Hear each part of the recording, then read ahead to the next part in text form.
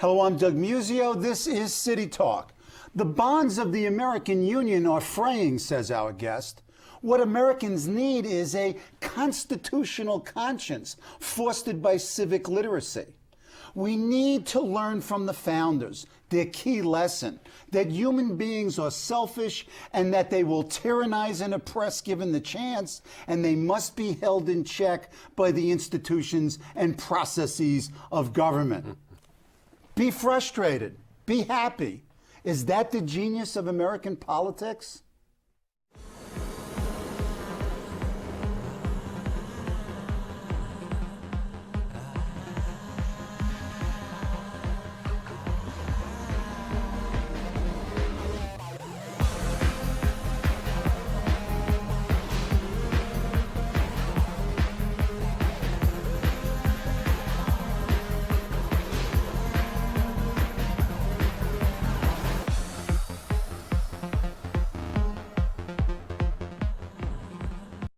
To talk about the genius of America, about constitutional conscience, imperial presidents, and the 2008 presidential candidates is Eric Lane, Distinguished Professor of Public Law and Public Service at Hofstra University's School of Law. He is the co-author of 2 standard legal texts and has written a number of articles on governmental decision-making. Presently, Professor Lane is the Senior Fellow at the Brennan Center of Justice at NYU School of Law. He has recently published a book, The Genius of America, How the Constitution Saved Our Country and Why It Can Again, written with Michael Oreskes, the executive editor of the International Herald Tribune. Welcome, Eric. Thanks for having me, Doug.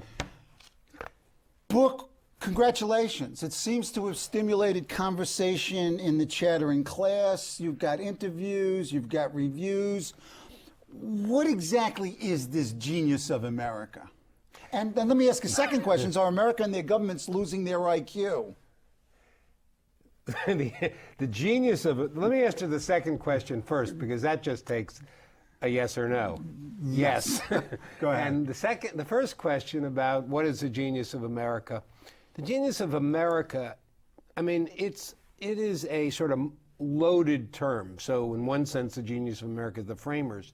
But the genius of America is really the Constitution, and not just the parchment. Okay. Not just the document, but how it has evolved from a very sort of contested piece of paper which almost didn't get ratified to a place in our society where if someone says it's against the Constitution, we think it's wrong, and it's supported by the Constitution, we think it's right, hence the notion of the conscience, the constitutional conscience, that which guides our behavior, that which argues against us thinking only about ourselves, and only about ourselves could mean a state thinking only about itself, a group, the faction, an individual. So this is what, in effect, what we argue in this book is it's the Constitution that makes us Americans, a group, Americans, as opposed to New Yorkers, New York Staters, New Jerseyites like yourself, etc. Well, yeah, that's an insult. So there is no insult intended. So there is a we the people, but this we the people is defined by their adherence to some kind of notion of constitutionalism. Is there data for this? Data? I'm sorry, I'm a social scientist. What's the evidence that this conscience existed in the past? I know that you in your book. Go ahead. Let me answer the first part of the question before we get to the data part of the question. Yeah, nice. Snore. Go ahead. So, what makes us an American? Right. Is it now? Ray Suarez, the journalist, has written in this wonderful book that being an American is not about having a king or about religion or about a clan. It's about the idea of being an American. And the idea of being an American, the notions of liberty, opportunity, and the like, flow from our constitutional beginnings. I mean, they tie into the Declaration of Independence, but really it's the Constitution that creates the ideas and the institutions which provide opportunity and which provide liberty. Okay. And so in that sense, we are together as Americans, not because we believe all the same things, but we have this adherence to the idea of constitutionalism, and that is what we call the conscience. Now, the data that supports it, everybody loves the Constitution. There's hundreds of polls. We love our Constitution. We have no idea what's in it. Right. But we love, but and it's also the idea of it. competing factions, to go to, Madison's Federalist 10, look at the same document and see diametrically different things. No.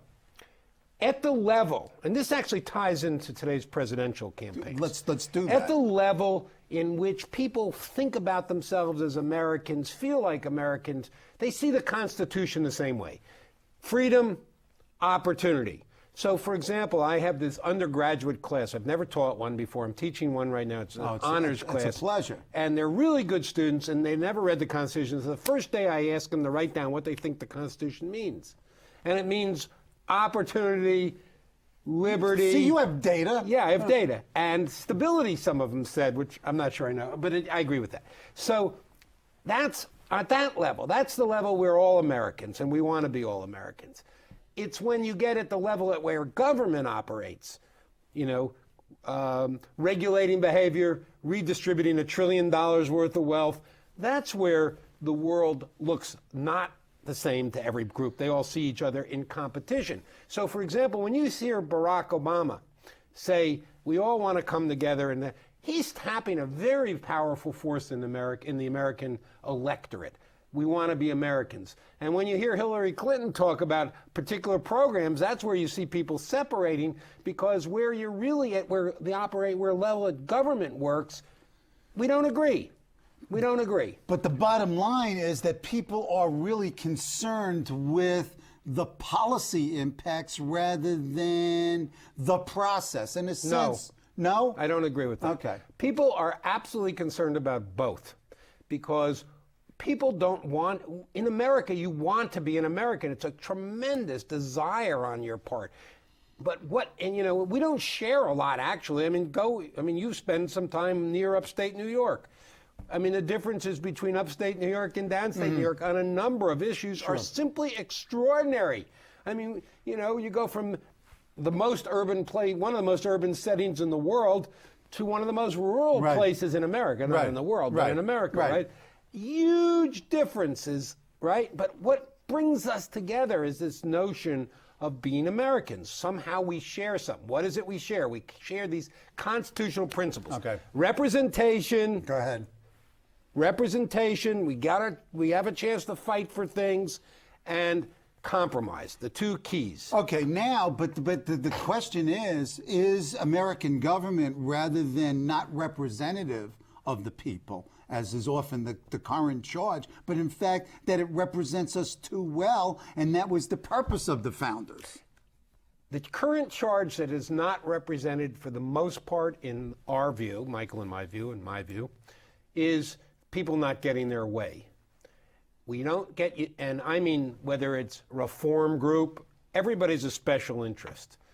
A framer, that's the framers' insight, a view I totally share. I have plenty of special interests that I push, but believe me, I think they're good for you. Right. And good for everybody else if you only listen to me. Right. And that's the issue. The government is set up so the fact that I want my way, I can't get my way, or my group can't get their way. That's what's so critical about it. To get my way, I got to make a deal. I got to make a deal. But it's frustrating. The whole idea of the document is to frustrate. It's frustrating. But when I led the discussion, I said, be happy, be frustrated. So to a certain extent, what your recommendation is, understand the nature of the Constitution. It's designed to be frustrating. Exactly. So get over it? No. What? Not get over it. Embrace it. Because the frustration that people feel comes from not getting their way. They get angry about not getting their way. They have great expectations about what government can deliver. Because the 30 years of between FDR and even the beginning of Nixon, basically the federal government stepped in, responding to demands of the people. I'm not being critical of this. This is part of the democratic process. Right. I'm not taking a conservative position here. They stepped in and solved lots of problems. So you go from the beginnings of Roosevelt to you go to the beginnings of Nixon with the Environmental Protection Right. Act, you have an enormous consensus in the country. But one of the most important things that happens during that period of time is people's vision of the American government goes from being somewhere out of space, a star you could never even dream of, barely see the light of, to being in our bedroom every day, to be in every part of what we do. And so that creates expectations that the government can solve every problem.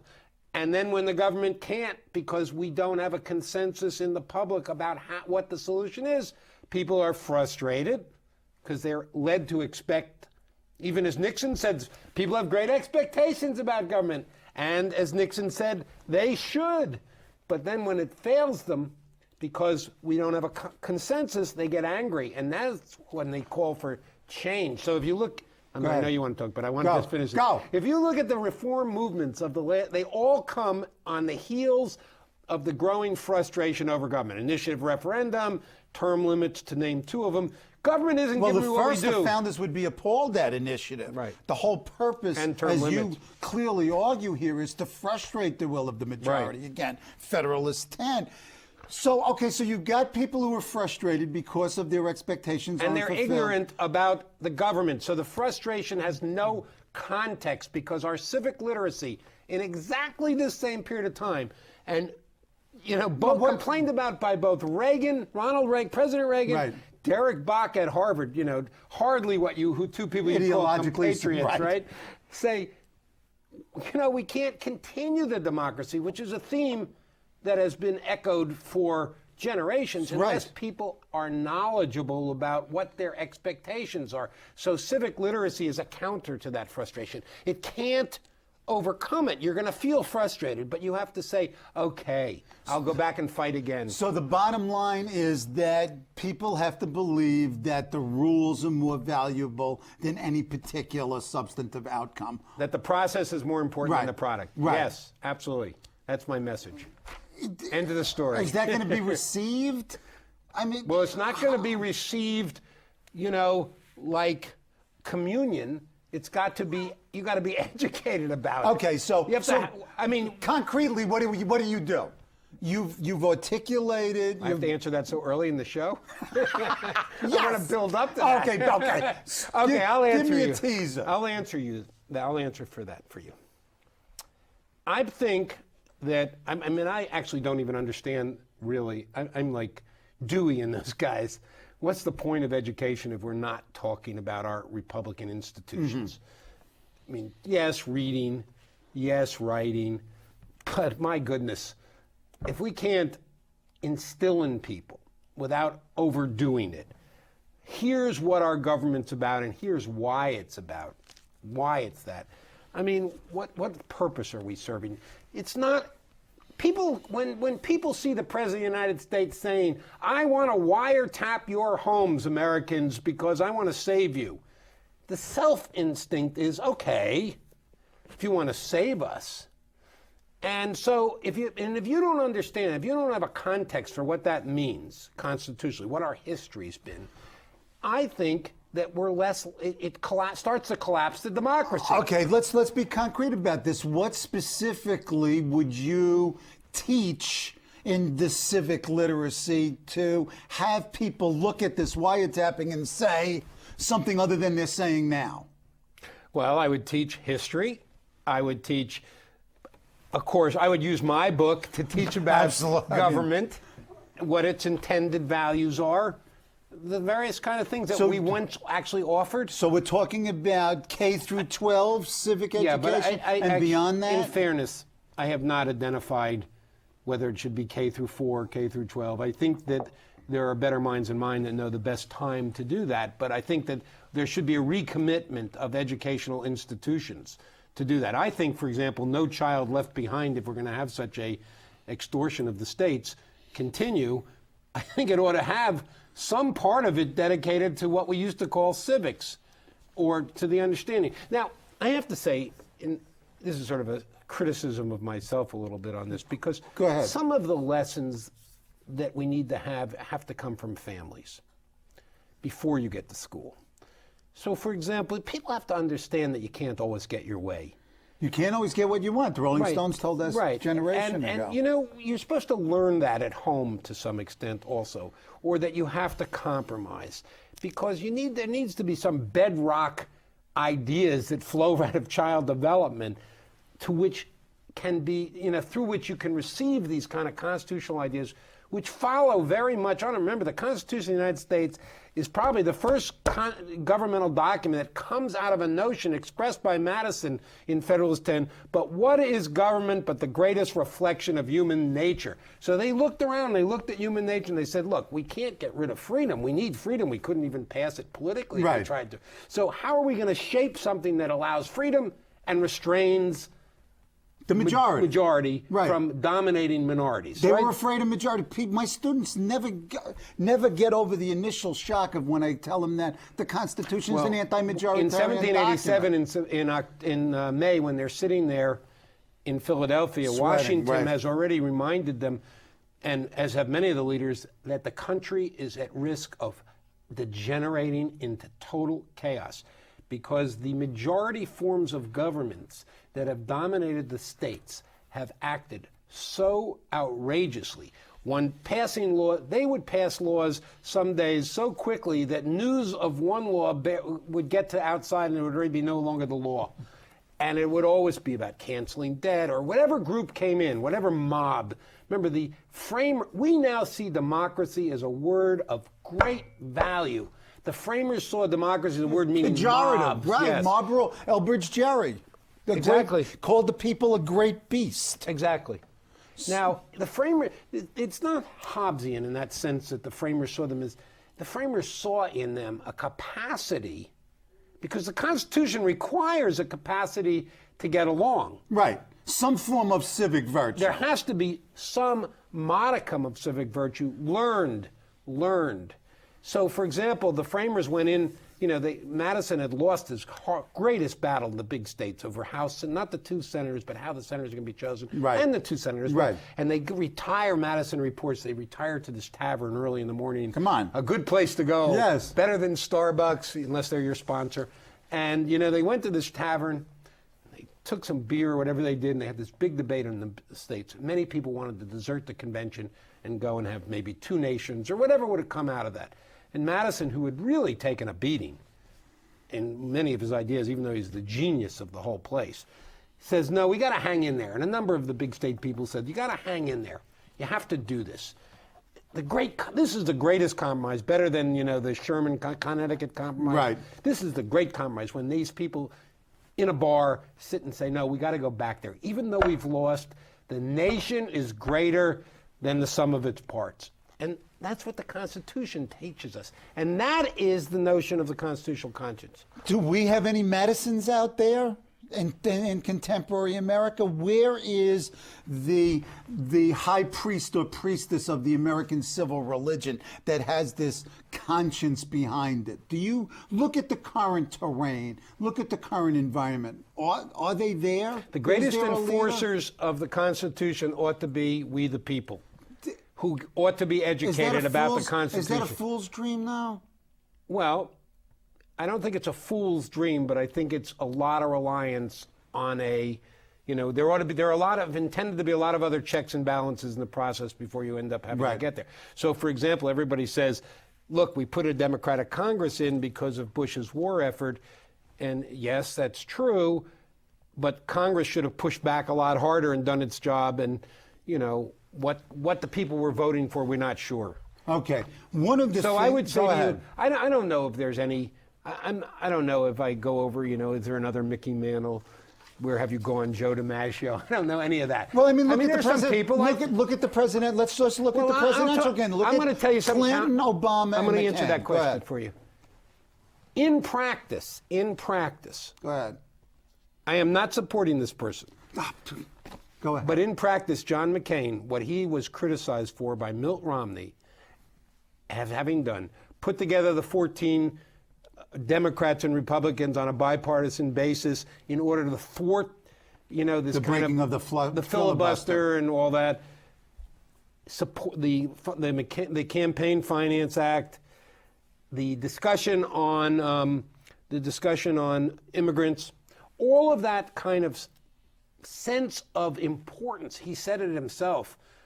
The minority has to have a voice. He is very close to the spirit of that the American Constitution on that kind of coming together.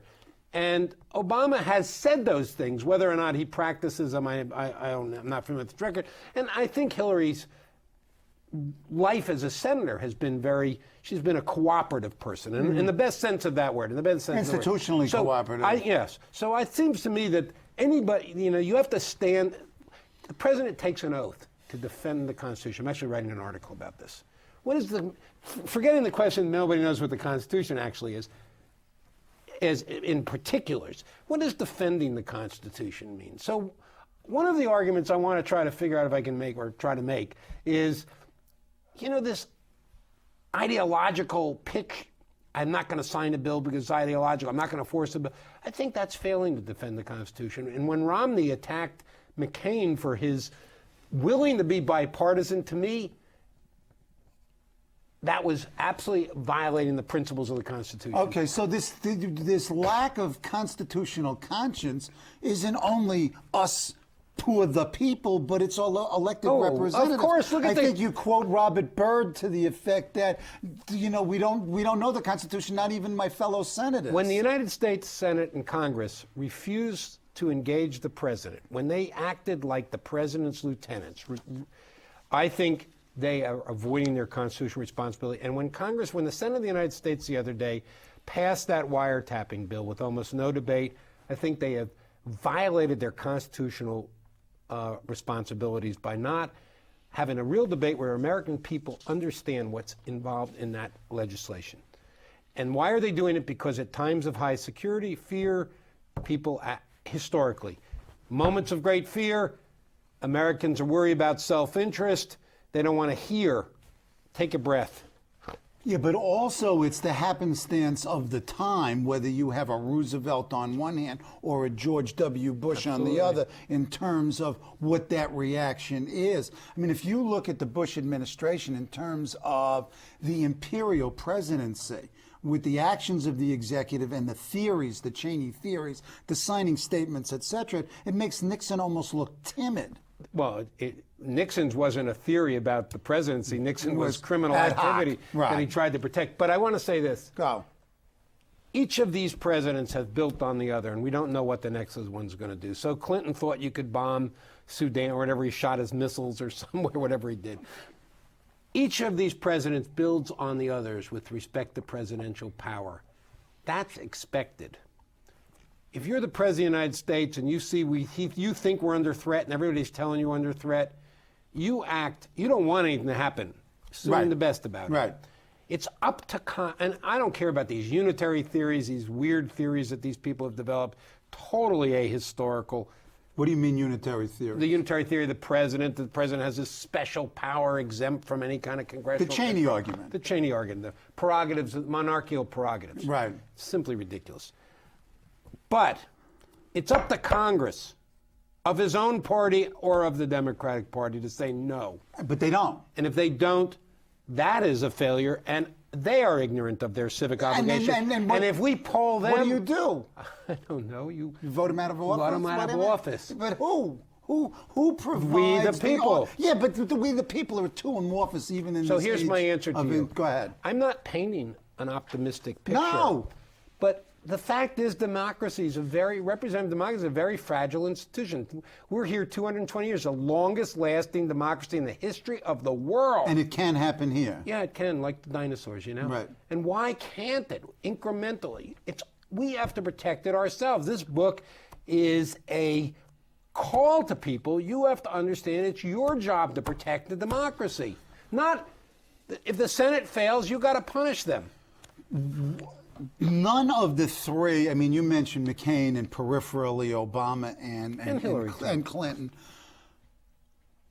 It seems to me that Obama's yes, we can, in a sense, almost runs counter to what the founders are about. This coming together of the we. That's exactly what the founders are designed to, in a sense, thwart. Depends on what the we is. If the we is a large consensus, then that's good. If the we is a simple majority, then that's bad. Obama is actually trying the larger thing. It's the Kennedy notion of ask not what your country can do for you, ask what you can do for your country. It's that notion. It's let's come together on this American level. But wait a second. He's got to run into, if he ever becomes president, he's going to really run into the difference reality. Between, different reality. Both are reality. Okay, but as you point out, the Great Revolution that took place between 1776 and 1787 was the rejection of the notion of civic virtue, that the individual would somehow give up some of its private interest to the public good, and they recognized that everybody's selfish. It is such a beautiful thing to see how carefully you've read this book. Well, no, I have to tell you, it was a great refresher course in constitutional history. That is absolutely the case. The Declaration of Independence talks about, Thomas Paine, leave Americans alone, American exceptionalism, we will be terrific. The 11 years between 1776 and 1787 proved that we are horrendous. 1%, or maybe it was 2% of eligible people could fight in the war fought. The troops starved. All that's true. That's really happened. Predators, capitalistic predators, and I'm not against capitalism. It didn't make it sounded that way, but followed the troops around, selling them things that you could go to a store and buy for $1 or 50 cents. So these were bad times. That's why you needed the Constitution. Times. These are bad. Then the war is over.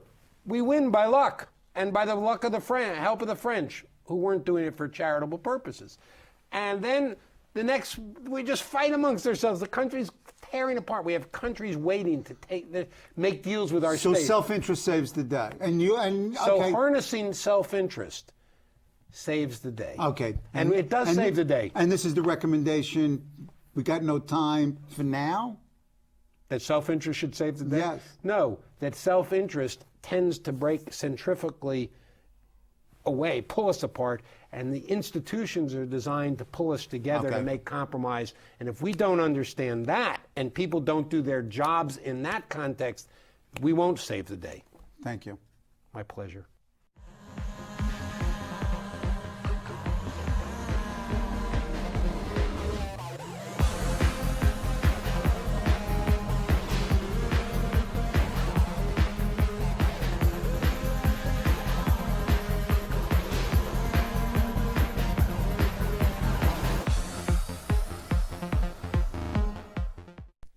Hello, I'm Doug Muzzio. Let us know what you think about this show. You can reach us at CUNY.TV.